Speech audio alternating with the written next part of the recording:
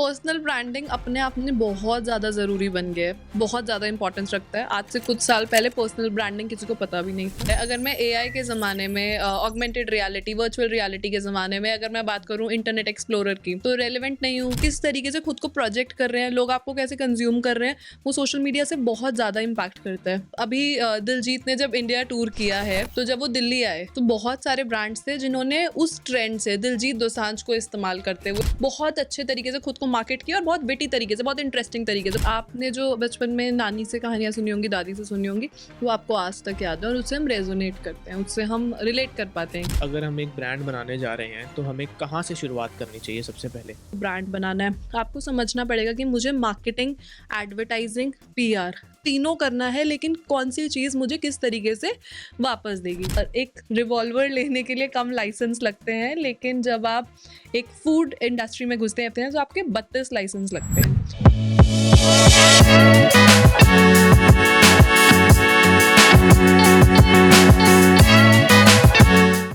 Welcome to the other episode of pod talks with Akash.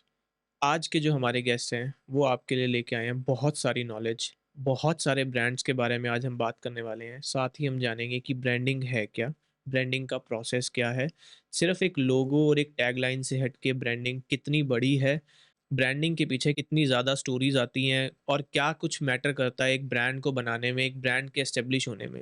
Let's welcome miss Manpreet Kaur. Hi, कैसे हैं आप? Thank you so much Akash for having me. मैं बहुत बढ़िया हूँ, आप कैसे हैं? मैं बढ़िया। तो हम स्टार्ट करते हैं सबसे पहले कि ब्रांडिंग क्या है? एक लोगो और एक टैगलाइन से हट के ब्रांडिंग क्या है? ब्रांडिंग बड़ा अम्ब्रेला टर्म है। लोग ऐसे यूज़ कर देते हैं, लोगों को नहीं पता कि ब्रांडिंग में क्या-क्या चीज़ें कवर होती हैं। तो branding of course logo is very important. एक ह्यूमन इमोशन कनेक्ट करना बहुत-बहुत ज़रूरी है। तो from logo to tagline to advertising, आपको उसको कैसे करना है, आपकी प्रोडक्ट में कितनी रिसर्च की है, आपका कंपेटिटर क्या कर रहा है, उसे कंपेटिटर एनालिसिस करके आपको किस तरीके से ऑथेंटिक रहना है। लोग इंस्पायर तो होते हैं, हुँ। Cut copy paste everybody is doing, but at the same time how you can be authentic and still copy and call it inspiration.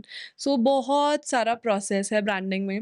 Marketing जाती है, एडवर्टाइजिंग जाती है, पीआर जाता है, देन आपके ब्रांड के पीछे स्टोरी लाइन क्या है, आप ब्रांड को दिखाना किस तरीके से चाह रहे हैं। तो एक पूरा रिसर्च है, पूरी टीम रिक्वायर्ड होती है। अब मैंने जैसे सोचा कि मुझे एक कोई छोटी-सी शॉप खोलनी है, मुझे एक मोमोज़ का ठेला लगाना है। ठीक है। उसके लिए भी मेरा एक प्रोसेस होना चाहिए कि मुझे इससे किस तरीके से ब्रांड बनाना है।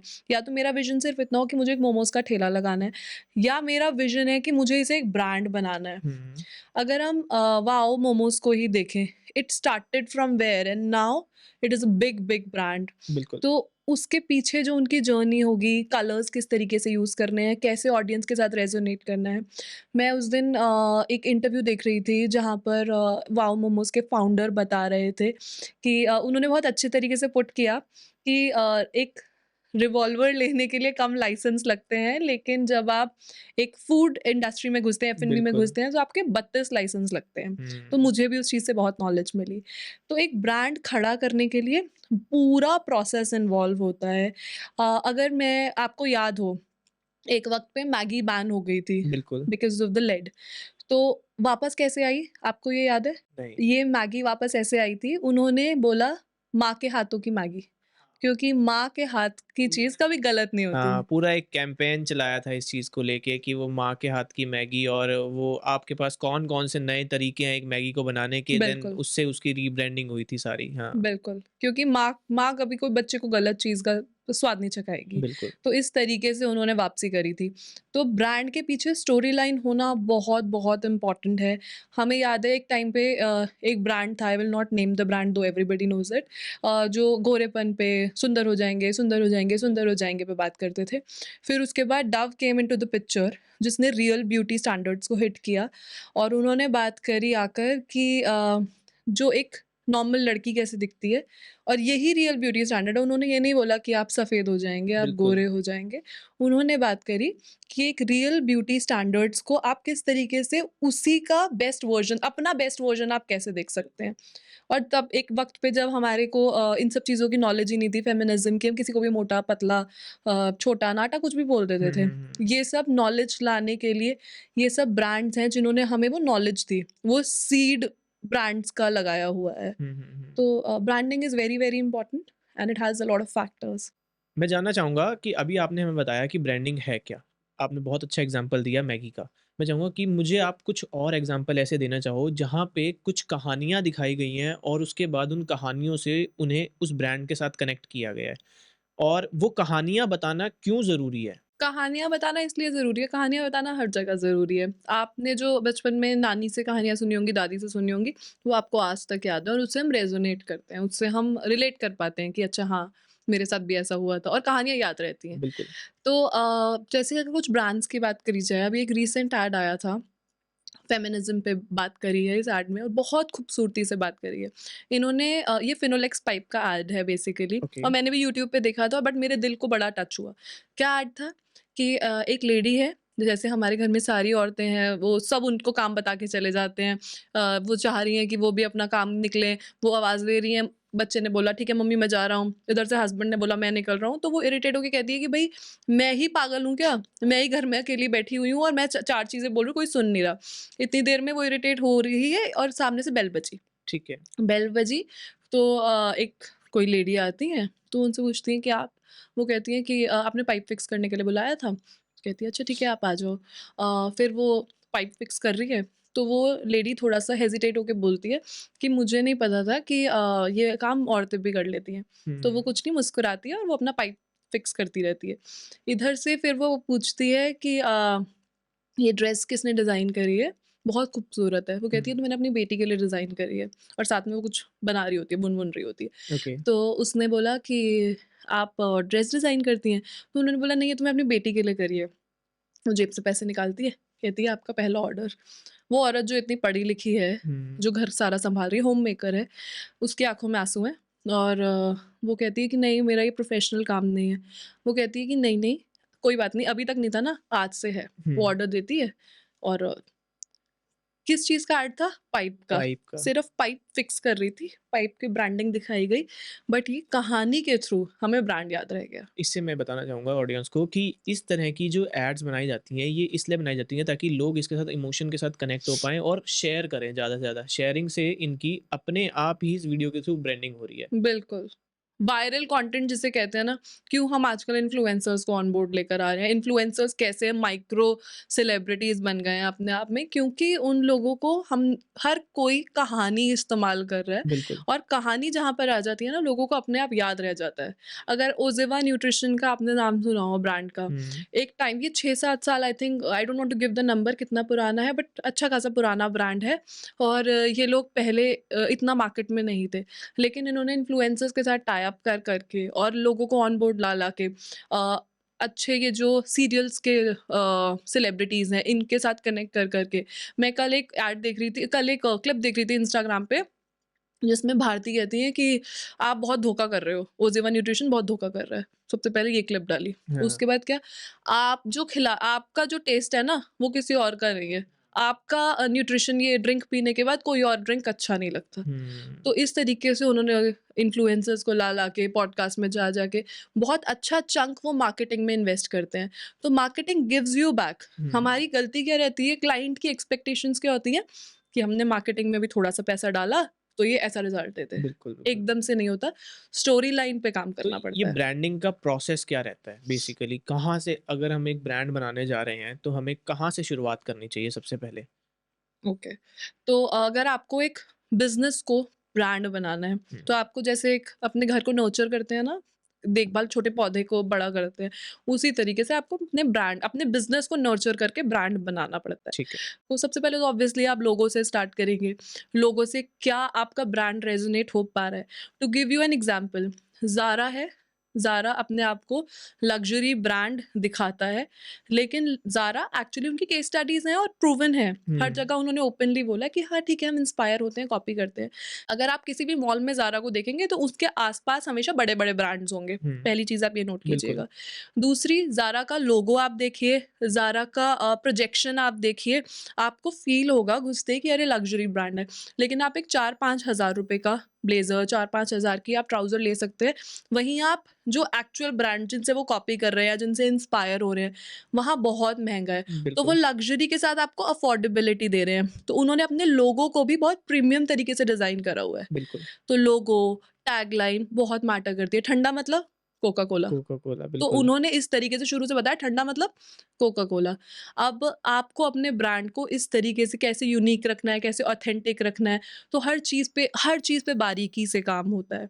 नेक्स्ट, अब इसको आपको मार्केट कैसे करना है, आपको इसको ब्रांड बनाना है। आपको समझना पड़ेगा कि मुझे मार्केटिंग, एडवर्टाइज़िंग, पीआर तीनों करना है, लेकिन कौन-सी चीज़ मुझे किस तरीके से वापस देगी। ठीक है। पीआर कभी आपको पैसा नहीं देता।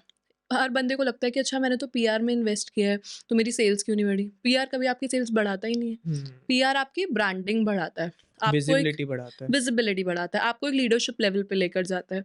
आपका कोई इकोनॉमिक टाइम्स में एग्ज़ाम्पल कोई आपका अच्छा खासा आर्टिकल आया है, उससे आपकी सेल्स कैसे बढ़ेंगी? लेकिन जब आप वो इकोनॉमिक टाइम्स की क्लिप अपने ऑफ़िस में लगाएँगे ना, तो 4 लोग आपको रिलायबल समझेंगे। हुँ, वो कहेंगे कि ये ब्रांड है, ये कोई स्मॉल बिज़नेस नहीं है, ये एक अच्छा ब्रांड है। बिल्कुल। तो I want to be associated with it. तो PR brings branding for you.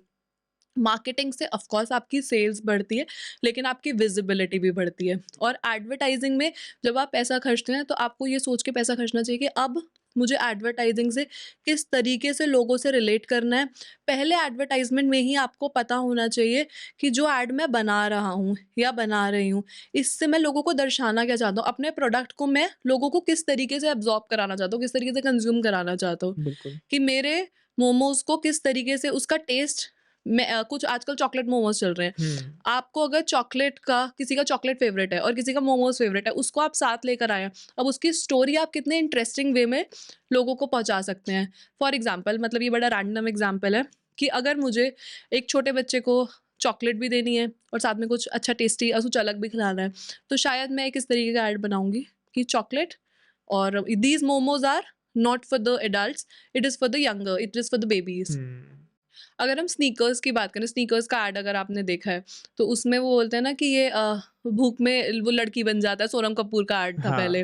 तो उसमें वो किस तरीके से ये बता रहे हैं कि एक अगर स्नीकर्स खा ली ना तो भूख शांत हो जाएगी। बिल्कुल। जितने टैंट्रम्स थे अब सब शांत हो जाएँगे। अब और नहीं भूख लग रही, थोड़ी देर के लिए आपको आपका डोपामाइन मिल गया। तो बिल्कुल। उस तरीके से हर आपको पता होना चाहिए कि आपको अपने प्रोडक्ट को कहाँ आपका एंड एंड गोल क्या है? हुँ, वो हुँ। पहले सबसे पहले आपको अपना एंड गोल पता होना चाहिए। ब्रांडिंग की हमने जब बात करी तो आपने हमें लोगों की इम्पोर्टेंस बताई। अब बात करना चाहूँगा मैं टैगलाइन। टैगलाइन कितना बड़ा इम्पैक्ट क्रिएट करती है एक ब्रांड बनाने में? टैगलाइन सबसे बड़ा इम्पैक्ट क्रिएट करती है और आपकी टैगलाइन बहुत कैची होनी चाहिए कि लोगों को याद रहे, बहुत ईज़ी होनी चाहिए। जैसे टाटा देश का नमक। देश का हुँ, नमक क्या है? टाटा है। अब आप नमक खरीदने जाएँगे ना, तो आपको सबसे पहले टाटा ही याद आएगा, कोई और ब्रांड इतनी आसानी से याद नहीं आएगा। मैगी, तो अब लोगों को चाहे वो पतंजलि खाएँ, चाहे वो टॉप रामेन खाएँ, चाहे वो कोई भी एक्स-वाई-ज़ी मैगी कोई नूडल खाएँ, बट नूडल कोई नहीं बोलता, मैगी बोलता है। उसका क्योंकि उन्होंने प्रोजेक्शन बहुत ही तरीके से किया है, हुँ, माँ के हाथों की मैगी। बिल्कुल। ये भी हमने बात करी भी थी। अब ब्रांडिंग की हमने बात करी, मैं आना चाहूँगा personal branding. Personal branding word कहाँ से आया? ये पर्सनल ब्रांडिंग क्या है? और कितना ज़्यादा ज़रूरी है पर्सनल ब्रांडिंग? पर्सनल ब्रांडिंग अपने आप में बहुत ज़्यादा ज़रूरी बन गया है, बहुत ज़्यादा इम्पोर्टेंस रखता है। आज से कुछ साल पहले पर्सनल ब्रांडिंग किसी को पता भी नहीं था। लेकिन इंस्टाग्राम और सोशल मीडिया और ट्विटर जिसको हम आज एक्स बोलते हैं, तो लोगों ने इतना ज़्यादा अब हम सेलिब्रिटीज़ से कनेक्टेड फ़ील करते हैं। उनकी शादी हुई है, उनका बच्चा हुआ है, बच्चे का मुंडन हुआ है, सब पता है हमें। हुँ, क्योंकि अब हमें लगता है कि अच्छा हाँ, ये तुम्हारे दोस्त हैं। इंस्टाग्राम पे आपको हर चीज़ के अपडेट्स आ रहे हैं कि दीपिका पादुकोण की बेटी का नाम अब ये रखा है, जो भी एक्स वाई ज़ेड हम इतना ज़्यादा रेज़ोनेट करते हैं। तो वहीं से पर्सनल ब्रांडिंग इंस्टाग्राम से, सोशल मीडिया से ही स्टार्ट हुआ है। ओके। अगर हम एग्ज़ाम्पल दूँ मैं, तो विनीता सिंह जो शुगर की फाउंडर हैं, पहले शुगर को इतना कोई नहीं जानता था। When she went to Shark Tank, तो अब सब शुगर को जानते हैं। आप अगर केस स्टडीज़ भी चेक करेंगे तो शुगर की सेल्स भी इंक्रीज़ हुई हैं, उसके बाद ब्रांड अवेयरनेस लोगों को ज़्यादा पता चली। पारुल गुलाटी हैं जिन्हें आपने वेब सीरीज़ में भी देखा होगा, टीवीएफ की कुछ वेब सीरीज़ में हैं एंड उनका एक ब्रांड है निश हेयर। हुँ, तो उन्होंने बड़ी अच्छी एक पॉडकास्ट में बड़ी फ़नी बात कही थी और जो मुझे बहुत अच्छी लगी थी। एज़ मार्केटर मुझे बहुत अच्छा लगा था सुनने में। उन्होंने कहा था, "भई रील्स बनाओ, नाचना है तो नाचो, नाचना पड़ेगा।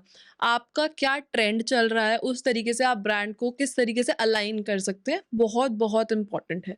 जो ट्रेंडिंग चल रहा है, अब अगर बोल रहे हैं हाँ, टमाटर बड़े मज़ेदार, तो फिर नाच दो ना टमाटर बड़े मज़ेदार पे। तो पर्सनल ब्रांडिंग बहुत मैटर करती है। आप किस तरीके से खुद को प्रोजेक्ट कर रहे हैं, लोग आपको कैसे कंज़्यूम कर रहे हैं, वो सोशल मीडिया से बहुत ज़्यादा इम्पैक्ट करता है। अगर हम रणवीर सिंह की बात करें, Ranveer Singh is all about वो कुछ भी कपड़े पहन सकते हैं और वो उस चीज़ को बहुत ग्रेसफुली कैरी कर सकते हैं। रणवीर सिंह का मतलब है एनर्जी, हुँ, शाहरुख खान का मतलब है रोमांस, बिल्कुल, अक्षय कुमार का मतलब है high on action, energy, action, उसके बाद इमरान हाशमी का अलग डिपिक्शन है, तो हर चीज़ ने अपने आप को इन्होंने ब्रांड बनाया है। बिल्कुल। अब ये तो हो गई सेलिब्रिटीज़ की बात, तो सेलिब्रिटी से लोग रेज़ोनेट करते हैं। लेकिन आप ताज्जुब करेंगे कि लोग हमारे जैसे लोगों से भी रेज़ोनेट करते हैं। मेरी एक क्लाइंट है, वो मेकअप आर्टिस्ट हैं। उन्होंने मुझे बताया कि जब मैं एंड अच्छे खासे फॉलोअर्स हैं उनके, बट उसी उसी नेटवर्क में लोग उन्हें जानते हैं। उन्होंने बताया जब मैं खाली अपने मेकअप की फ़ोटो डालती थी, तो लोग उतना लाइक नहीं करते थे। जब मैंने अपनी जर्नी डालनी शुरू करी, जब मैंने बताना शुरू किया कि मैं ऐसे से ऐसे मेकअप आर्टिस्ट बनी, पहले मैं एक होम मेकर थी और ये मेरी फैमिली है, मेरे हस्बैंड ने मुझे बहुत इंस्पायर करा, तो अपने आप लोग आपसे रिलेट करने लग जाते हैं। तो हर इंसान कंटेंट क्रिएटर बन सकता है। बस प्रॉब्लम क्या होती है, हम ना लाइक्स और शेयर के नंबर्स पे बैठ जाते हैं। अगर आपने देखा हो, तो जो प्रोटैगनिस्ट है उन्होंने बहुत अच्छी बात बोली है, it is not about numbers always, it is always about creating meaningful content. तो बिल्कुल, आप मीनिंगफुल कंटेंट बनाना शुरू करिए। हर तरीके की ऑडियंस है, हर तरीके की ऑडियंस है, हर कोई बैठा है कंज़्यूम करने के लिए, हर किसी की अपनी नीश, अपनी कैटेगरी है। हमें सिर्फ़ ये समझना है टारगेट ऑडियंस कौन-सी है। बिल्कुल, अगर कल को मुझे एक बिज़नेस लॉन्च करना है और आज ही मेरे इंस्टाग्राम पे एक्स-वाई-ज़ेड नंबर्स हैं, तो उसके बाद तो लोग मुझे अपने आप जानेंगे। बिल्कुल, लोग अपने आप मेरा प्रोडक्ट खरीदना चाहेंगे। बिल्कुल। एक क्रिएटर हैं सीए नेहा दत्ता, उनको लोग जगत दीदी के नाम से जानते हैं। अब उनकी स्टोरी क्या है और लोग उनसे बहुत ज़्यादा रिलेट करते हैं। वो टेडेक्स पे भी जा चुकी हैं, वो जोश टॉक पे भी जा चुकी हैं, नवभारत आप किसी भी पॉडकास्ट में देख लो, वो आपको मिल जाएँगी। ठीक है। जो इंसान सीए बनना चाहता है, वो नेहा दीदी को जानता है। अब उनकी स्टोरी क्या है, उन्होंने काफ़ी सारे अटेम्प्ट्स दिए हुँ, सीए के एंड वो क्लियर नहीं कर पाईं। उन्होंने उसके बाद कोविड के टाइम पे अपनी जर्नी के बारे में बात करनी शुरू करी लिंक्डइन पे और बहुत ओपन होके बात करनी शुरू करी कि मेरा एक टाइम था, जब मैंने सोचा था कि अब मैं सुसाइड कर लूँ या मैं अब नहीं हो पा रहा, छोड़ दूँ। हुँ, लेकिन नहीं छोड़ा। उस चीज़ों पे बहुत सारे लोग थे जो रिलेट करने लग गए। हाँ, मेरे साथ भी ऐसा हुआ है, मेरे साथ भी ऐसा हुआ है। फिर वो सीए बन गई। ठीक है। उन्होंने कुछ वक़्त जॉब करी, काफ़ी अच्छा आई थिंक 8-9 महीने कुछ महीने जॉब करी और उसके बाद जॉब छोड़ दी। अब जॉब छोड़ने के बाद उन्होंने क्यों जॉब छोड़ी? क्योंकि उनको कंटेंट क्रिएशन में इंटरेस्ट आने लग गया। उनको अच्छा लगने लग गया कि लोगों को उनकी स्टोरी से कुछ सीखने को मिल रहा है बिल्कुल, और अब वो सिर्फ़ कंटेंट क्रिएशन करती हैं और लोग उन्हें जगत दीदी के नाम से जानते हैं। जो भी सीए एस्पिरेंट्स हैं, उन्हें देखते हैं कि नेहा दीदी जब कर सकती हैं, तो हम भी कर सकते हैं। हुँ, अभी उनकी शादी हुई तो लोगों ने उनके हस्बैंड को जगत जीजू के नाम से टाइटल दे दिया है। लोग उन्हें जगत दीदी के नाम से जानते हैं और अब उनके हस्बैंड जगत जीजू के नाम से फेमस हो चुके हैं। तो बेसिकली पर्सनल ब्रांडिंग की इतनी इंपॉर्टेंस है। आप ये देखो कि अब उनके जो स्टूडेंट्स हैं और जो भी सीए एस्पिरेंट्स हैं, उनको इस चीज़ में भी इंटरेस्ट है कि उनके घर में क्या हो रहा है, उनकी शादी कब हुई थी, उन्होंने रोके पे क्या ड्रेस पहनी थी, ये कहाँ से हुआ, क्योंकि उन्होंने उन्होंने अपने आप को एक ब्रांड स्टैब्लिश कर लिया। अब वो हुँ, जगत दीदी बन चुकी हैं, पर्सनल ब्रांडिंग पे इतना काम किया गया। तो पर्सनल ब्रांडिंग बहुत ज़्यादा इंपॉर्टेंट है। जब आप अपना पर्सनल ब्रांड पे काम करते हैं, उसके बाद अगर कुछ लॉन्च करते हैं, लोग आप पे ज़्यादा ट्रस्ट ला पाते हैं, लोग आपको ज़्यादा सीरियस लेते हैं। इसके लिए अगर हम एग्जाम्पल देखें तो रणवीर अलाहाबादिया से बेस्ट एग्जाम्पल कौन है? क्योंकि अगर आपको याद हो उनकी जर्नी, तो उन्होंने पहले बताया कि वो अल्कोहल, ड्रग्स इसमें थे। उसके बिल्कुल, बाद उन्होंने फ़िटनेस पे कैसे स्विच किया और फिर वो फ़िटनेस फ्रीक बन गए। उसके बाद मेडिटेशन ने कितना इम्पोर्टेंट रोल प्ले किया। तो उन्होंने वो इंस्टाग्राम पे, लिंक्डइन पे अपनी पूरी स्टोरी सुनाई, बताई। उसके बाद उन्होंने कहा कि अब मैं ये जर्नी लोगों के साथ शेयर करना चाहता हूँ, तो उन्होंने उस पे बात करनी शुरू करी। इवेंचुअली उन्होंने इंटरव्यूज़ लेने स्टार्ट करे, छोटे से स्टार्ट किया और सेलिब्रिटीज़ तक गए, बिल्कुल, जिसको उन्होंने पॉडकास्ट का नाम दिया। आज वो लोगों को सिखाते हैं कि पॉडकास्ट कैसे लेना है। हुँ, इंडिया के नंबर 1 पॉडकास्टर हैं, हर इंसान बेस्ट से सीखना चाहता है। बिल्कुल। तो चाहे उनकी वहाँ पर सिर्फ़ एक ही सेशन होता और बाकी उनकी टीम लेती हो, लेकिन उनका नाम जहाँ आ गया ना, लोगों ने अपने आप उस चीज़ को बहुत सीरियसली लेना स्टार्ट कर दिया। तो ये है पर्सनल ब्रांडिंग की पावर। ब्रांडिंग की हम बात कर रहे हैं, मैं जानना चाहूँगा कि अभी हम इंटरनेट के उस दौर में हैं जिसमें हर पल, हर सेकंड ट्रेंड्स बदल रहे हैं। तो वो इस बदलते ट्रेंड्स में कैसे ब्रांडिंग की जा सकती है? आपने आज कुछ सोचा, आपने उस ट्रेंड को फ़ॉलो किया, इतने में ट्रेंड चेंज हो जाएगा। तो इस इतने फ़ास्ट ट्रेंडिंग ज़ोन में हम कैसे सर्वाइव कर सकते हैं? अगर हम ब्रांडिंग की बात करें, अपने ब्रांड को लेके हम कैसे सर्वाइव कर सकते हैं? तो सबसे पहले तो रेलेवेंट होना बहुत इम्पोर्टेंट है। अगर मैं एआई के ज़माने में ऑगमेंटेड रियलिटी, वर्चुअल रियलिटी के ज़माने में अगर मैं बात करूँ इंटरनेट एक्सप्लोरर की, तो रेलेवेंट नहीं हूँ, कोई मुझे फ़ॉलो नहीं करेगा, कोई मेरी बात नहीं सुनना चाहेगा। तो हर ब्रांड का रेलेवेंट होना बहुत ज़रूरी है और यहाँ पर marketing, branding, advertising, PR team बहुत बड़ा रोल प्ले करती है। जैसे अभी दिलजीत सबसे मतलब दिलजीत अब मोदी जी से मिला है, इससे बड़ा क्या होगा? तो दिलजीत बड़ा फ़ीवर है इस टाइम पे। जब अभी दिलजीत ने जब इंडिया टूर किया है, तो जब वो दिल्ली आए, तो बहुत सारे ब्रांड्स थे जिन्होंने उस ट्रेंड से दिलजीत दोसांझ को इस्तेमाल करते हुए दिलजीत दोसांझ जी के कंधे पे चढ़ के बहुत अच्छे तरीके से खुद को मार्केट किया और बहुत विटी तरीके से, बहुत इंटरेस्टिंग तरीके से, बहुत फ़नी तरीके से किया। मैं चाहूँगा कुछ एग्ज़ाम्पल्स आप हमारे साथ शेयर करें इसके। जैसे कि ज़ोमैटो तो जाना ही हमेशा आप उनकी टैगलाइन्स देखेंगे, अच्छा भूख लग रही है, ऑर्डर कर लूँ, मतलब बहुत ही इंटरेस्टिंग विटी टैगलाइन्स होती हैं। हुँ, तो उन्होंने हर डिलीवरी बॉय की टी-शर्ट पे अलग-अलग टैगलाइन्स लिखी थी और ऐसा था कि तेरा नहीं मैं ऑर्डर, तो इस तरीके से इस्तेमाल किया। ऐसे जीवन साथी की तो मुझे बहुत ही अच्छी टेक्नीक लगी थी। मैंने नेक्स्ट डे पढ़ा और मुझे लगा वॉव! दिस इज़ समथिंग, मतलब मज़ा आ गया पढ़ के। हुँ, वाटर बॉटल्स पे उन्होंने खुद अपनी ब्रांडिंग कर रखी थी, जिस पे लिखा हुआ था वो बोतलें सिर्फ़ सिंगल्स को दी जा रही थी, जो कपल है उसको वो बोतल नहीं दी जा रही थी और उसपे लिखा हुआ था कि ओजी का कॉन्सर्ट तो अटेंड करने आ गए हो, पर एजी ओजी बुलाने वाली कब आएगी या बुलाने वाला कब आएगा? हाँ। जल लीजिए, सिंगल रह के बहुत थक गए होंगे। तो इस तरीके से बहुत आप रेलेवेंट किस तरीके से रहना चाह रहे हैं, हाँ, आप ट्रेंड्स को किस तरीके से यूज़ कर रहे हैं। जैसे ओयो ने इस्तेमाल किया था, हर जगह उन्होंने होर्डिंग लगा दी है, "नैना दा कहना असी तेरे नियर बाय ही रहना होए।"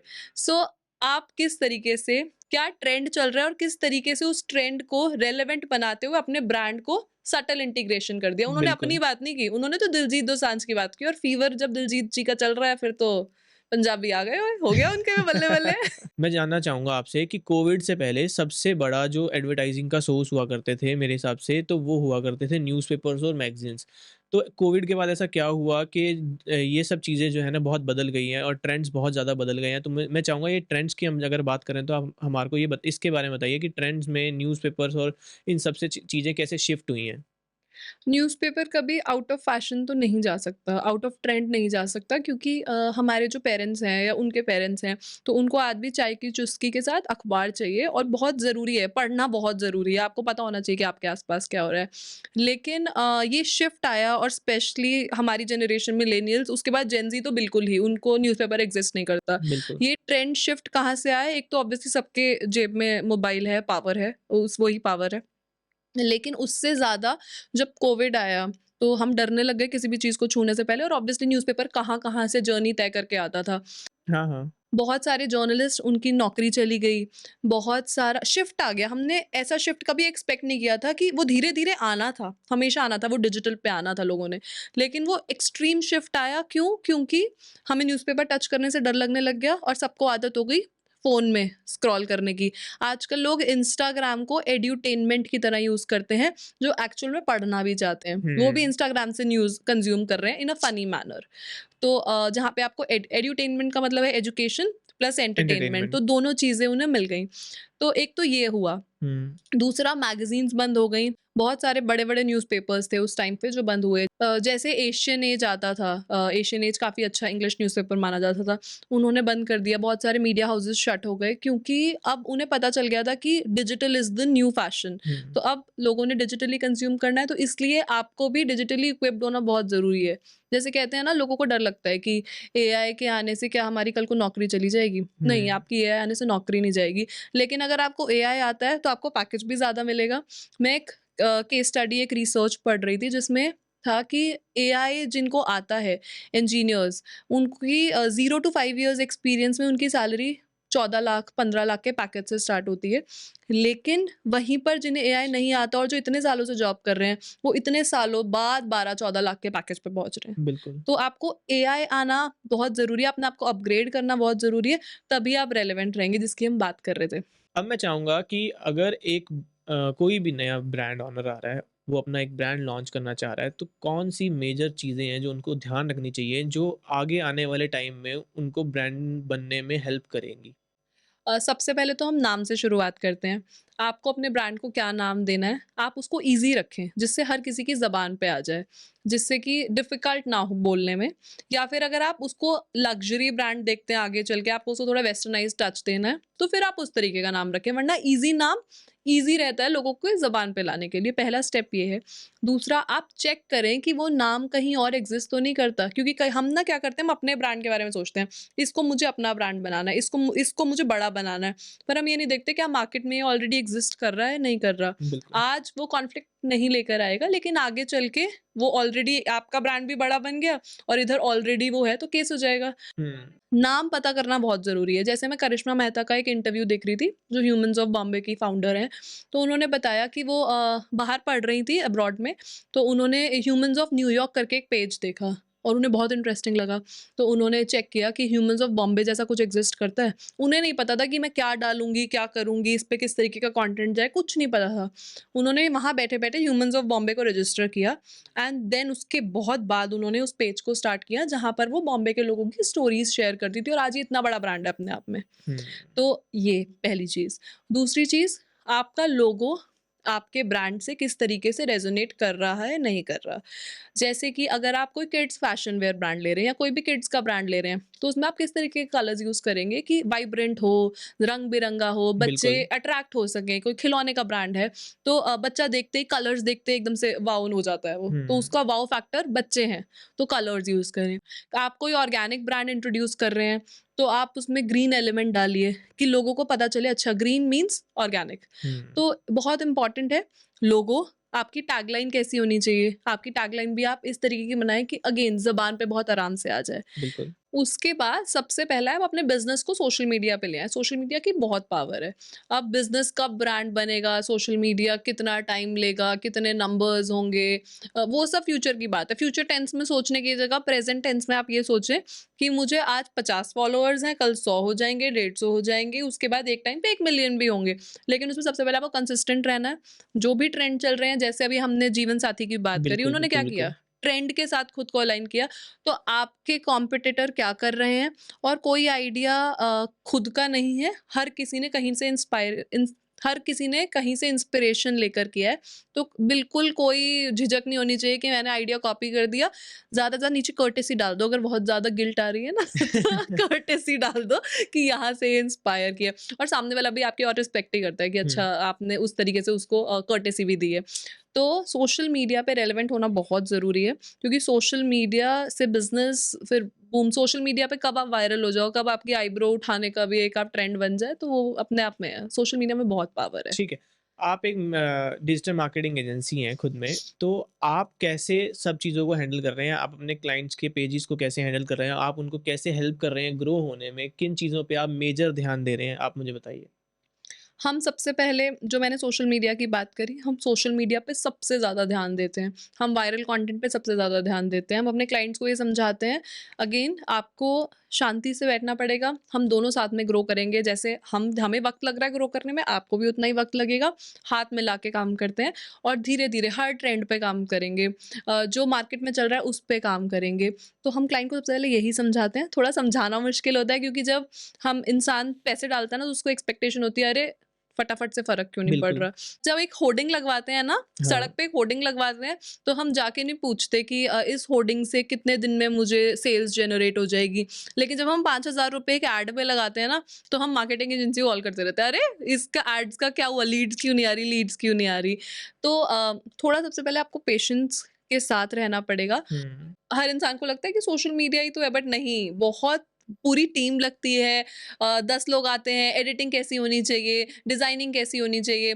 एक क्लाइंट के पास इतना टाइम थोड़ी ना है कि वो अपने कंपेटिटर को पूरे दिन बैठ के एनालिसिस करता रहे। तो एक बिल्कुल। रिसर्च टीम बैठती है, जो प्रॉपर देखती है कि अच्छा ये चीज़ मार्केट में चल रही है, अब इसको हम अपने तरीके से कैसे प्रेज़ेंट कर सकते हैं। और अपने तरीके से प्रेज़ेंट करने के बाद उनका शूट, एक पूरा प्रोसेस है। It's hmm, not easy. Digital marketing agency लोगों को लगता है कि बहुत आसान है, बट नहीं, एक पूरा प्रोसेस है। सबसे बड़ी बात, सबसे डिफिकल्ट काम जो सब चीज़ों में है ना, वो है कंसिस्टेंसी। बिल्कुल। हमारी टीम जो है, अपने क्लाइंट को कंसिस्टेंट रहने में हेल्प करती है, रेलेवेंट रहने में हेल्प करती है। फ्रॉम, आप समझिए, इंस्टाग्राम के उनके छोटे से डीएम तक का हम रिस्पॉन्स करने में बिलीव रखते हैं, क्योंकि हम चाहते हैं कि हमारा क्लाइंट ब्रांड बने। हुँ, एक हमारी टैगलाइन है, we nurture businesses to make into brands. तो हुँ, हम उनको ब्रांड, बिजनेस से जो ब्रांड की जर्नी है ना, और जब वो ब्रांड बनेंगे तो हम ब्रांड बनेंगे।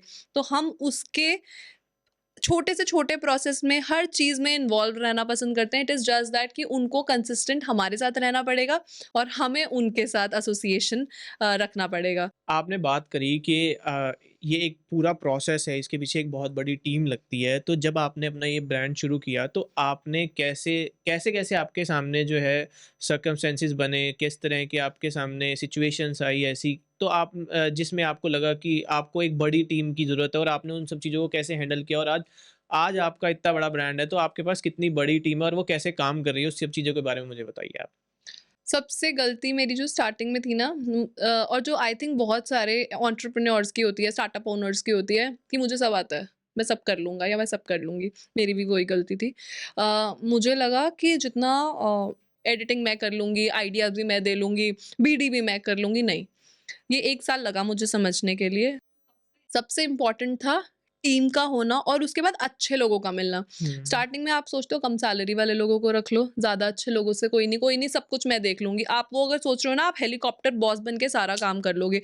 अब हमारे पास ऐसी टीम है, एक ब्रांड मैनेजर सिर्फ़ 3 से 4 ब्रांड्स पे काम करता है मैक्सिमम। हुँ, उसमें भी डिलिवरेबल्स डिपेंड करते हैं कि अगर तीनों क्लाइंट्स के बहुत हेवी डिलिवरेबल्स हैं, तो 3 से ज़्यादा उनको नहीं मिलेंगे। हुँ, तो डिलिवरेबल्स उस हिसाब से दिए जाते हैं, एडिटर उस हिसाब से दिया जाता है कि एक इंसान पे इतना लोड ना आए, क्योंकि एक टाइम था जब मैंने अपने कंधों पे सब ले रखा था, और मुझे समझ आया, वही मेरा सबसे बड़ा फेलियर था। तो अब मुझे समझ आया, सबसे ज़्यादा अगर आपको किसी पे इन्वेस्ट करना है ना, तो आप ह्यूमन रिसोर्स पे करो, और हुँ, आप अच्छे रिसोर्स पे करो, जिन्हें थोड़ा एक्सपीरियंस है, जो रिलायबल हैं, जिससे कि आप अच्छे से ग्रो कर पाओ, और तभी आपका क्लाइंट ग्रो करेगा, और तभी आपका क्लाइंट रिटेन हो पाएगा। वरना आपका क्लाइंट भी रिटेन नहीं हो पाएगा, और आपकी भी बैड माउथ बहुत आराम से हो जाएगी। इतनी आसानी से कोई आपकी तारीफ करे ना करे, अपना बुरा एक्सपीरियंस बड़ी जल्दी शेयर कर देता है। तो वो बड़ी ऐसी सिचुएशन है जहाँ पर आप ऐसे रहते हैं कि कभी भी तो गिर हाँ, सकते हैं। कभी भी गिर सकते हैं। हुँ, तो बहुत इम्पोर्टेंट है, अभी आज हमें जितने क्लाइंट्स आते हैं, मोस्टली रेफरल से आते हैं। सबसे ज़्यादा में रेफरल से आते हैं, हुँ, हुँ, कि इसने अच्छा काम किया तो उन्होंने उसको रेफर कर दिया, उन्होंने उसको रेफर कर दिया। तो हम सबसे ज़्यादा क्लाइंट रेफरल बेस पे काम करते हैं। तो आई थिंक सबसे इम्पोर्टेंट है ह्यूमन रिसोर्स, और मैं तो सारा क्रेडिट अपनी टीम को देती हूँ इस चीज़ पे। Thank you so much Manpreet. ये पॉडकास्ट बहुत अच्छा था। इसमें मुझे बहुत अच्छा लगा, मुझे ब्रांडिंग के बारे में बहुत कुछ जानने को मिला। बट जाते-जाते मेरा एक सवाल रहेगा आपसे कि मैं चाहूँगा आप मुझे बताओ कि अगर आपको किसी प्रोडक्ट को रिक्रिएट करने का, उसकी ब्रांडिंग रिक्रिएट करने का मौका मिले, तो वो प्रोडक्ट कौन-सा होने वाला है और क्यों? उसके पीछे के कुछ रीज़न्स होंगे, अगर आप बताओगे तो। मुझे बताइए कि क्यों आप चाहोगे कि उसको रिक्रिएशन की ज़रूरत है? वैसे तो बहुत इंटरेस्टिंग क्वेश्चन है। मैंने कभी इस बारे में सोचा नहीं कि मैं कोई ब्रांड को रिक्रिएट कर पाऊँ। बट अगर अभी सोचने पे मेरे दिमाग में कोई ब्रांड आ रहा है, तो हम पार्ले जी की रीब्रांडिंग कर सकते हैं, क्योंकि हम पार्ले जी को बचपन से, शायद मेरी मम्मी के बचपन में भी वो वैसा ही दिखता था, मेरे बचपन में भी आपके बचपन में वैसा ही दिखता था, और आज भी वैसा ही दिखता है। तो हम उसको रीब्रांड कर सकते हैं। उनका किसी नए फ्लेवर में ला सकते हैं। हमेशा से हमने उन बिस्किट्स को एक ही तरीके से देखा है, जी माने जीनियस, हमेशा से हुँ, वो यही है। अगर इसको हम नई टैगलाइन देके, नए कलर्स ऐड करके, मे बी चॉकलेट, स्ट्रॉबेरी, कुछ अलग-अलग कलर के बिस्किट्स कर दें इसको विद सेम टेस्ट, तो बिल्कुल। लोग एक बारी टेस्ट करके देखना चाहेंगे। मतलब ये मैं I am thinking out loud, बहुत सारी चीज़ें हो सकती हैं, बहुत सारे ब्रांड्स हो सकते हैं।